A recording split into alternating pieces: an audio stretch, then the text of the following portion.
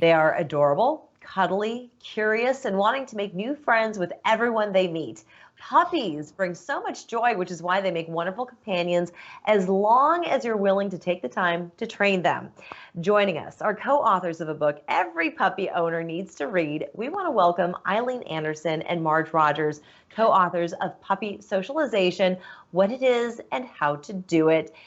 Welcome, ladies, and I wish I had your book 2 years ago. Oh, hi, Leyla. Thank you for having us. Great I wish to you see had you. it too. Yes, well, congratulations on your book. And just so people know right off the bat, when are you going to be releasing this book? The book will be released on June 15th, and we're very, very excited about it. It will be available through Amazon on Kindle. Okay, fantastic. Puppy socialization. I mean, you talk about socialization, it's like a child. So you have to teach them how to play well in the sandbox with others. But I'm sure there's more that goes into it. Maybe Marge, you can start us off and tell us what that means. Oh, absolutely. What we've learned, Leyla, is that there is this magical time in puppy development when we can teach them about their world. Right up until the time a puppy is 12 to 14 weeks of age, they are more likely to approach things that scare them. We call this critical period in their development the sensitive period for socialization. And once that socialization window starts closing around 12 to 14 weeks of age, puppies become less likely to approach things that scare them. And if they encounter things that later in life that they didn't encounter when they were little tiny baby puppies, they are more apt to be wary of those things. I think it's kind of Mother Nature's way of saying, hey, if you encounter these things when you're a little tiny baby puppy, they're part of your world. And if you don't encounter them till later, you should be wary. It could be a predator. And you tend to see some of those things popping up in dogs that are adopted later in life. So if they were not socialized early on, you will see those instances where they're skittish around certain things, stuff that they have no reason to be afraid of. And then, Marge, I want to talk about some of the letters behind your name in just a moment, but I want to bring Eileen in here. And Eileen, where did your love for dogs come from? Because you also have a few letters behind your name. You have a master's in music and in engineering, nothing related to canines. I know. I ended up leaving the engineering world because I got so passionate about dog training. I entered dog training for the reason a lot of people do, and that is that I got a real problem dog.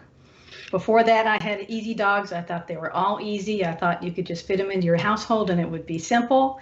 And then I got one that was tougher, and I thought, I'm in over my head. I need to learn about this. And that's when it all started. And it grew and grew. It became more interesting to me than anything I'd ever done before. Tell us about your experience. So was this a dog that you had adopted later in life, or was this a puppy? She was 10 months old, and Marge can verify that that's a very typical time for a dog to either escape or get taken to a shelter, because she was an adolescent. She was a lovely dog, but she was young. She was more than twice as big than my elder dog, and they had fights. And she was an escape artist, and she chewed on things, all of which are kind of normal behaviors for a puppy or a dog older who hasn't been taught, we don't care for you to do that. Right. But they were enormous problems for me at the time because I didn't know how to deal with them. And you know what? Your story sounds like so many other stories in that they have these issues. It's not so easy as just plugging in an animal into your life and expecting them to just get it. There are ways in which you can train them to better understand their surroundings and how to live in harmony with their human owners. So I want to talk more about that when we come back after the break. So we'll do that in 2 minutes. Don't go anywhere.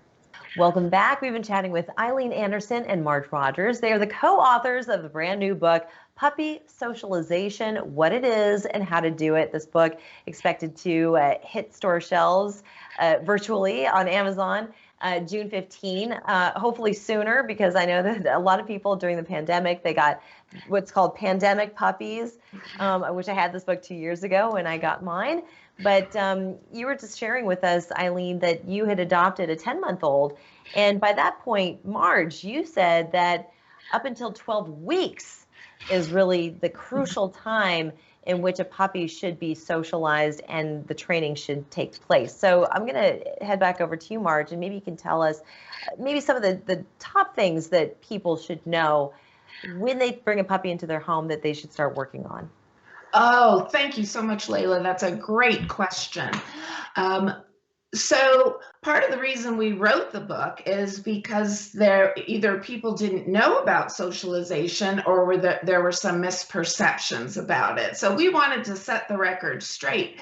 Socialization is about helping the puppy form positive associations with the things they're going to encounter during the course of their lifetime.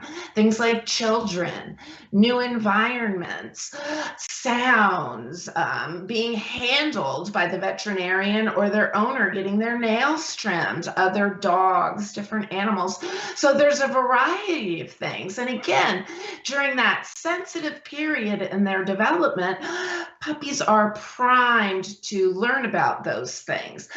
And we want to make sure the puppy is forming positive associations with those things. So for example, I have many clients who are retired and they don't have small children living in the home, but later in the year, maybe during the holidays or over the summer, they'll have grandchildren visit. But the time to expose the puppy to children is during that sensitive period for socialization before they're 12 to 14 weeks of age. And we want to make sure that the puppy is forming positive associations, and we do that by using food and play.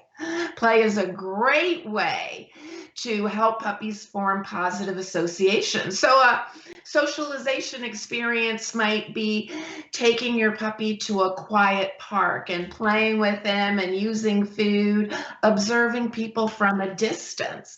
Not necessarily interaction right off the bat. We start by observing, and then we make sure the puppy's having a good time. And we gradually increase the intensity. I see. Okay. And for you, Eileen, when you brought a puppy into the home at 10 months old, what was some of the work that you did?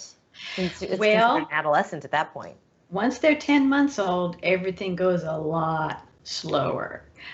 She luckily was pretty bold. She had been running the streets, and so she wasn't afraid of things, probably not as afraid as she should have been of cars and motorcycles and things, but she didn't encounter things with fear, but she certainly encountered certain types of people with fear. And this is a myth we can dispel right here. She was scared of men, and particularly big men with like deep voices. And one of the myths is if you get a dog like that, it means that they were abused.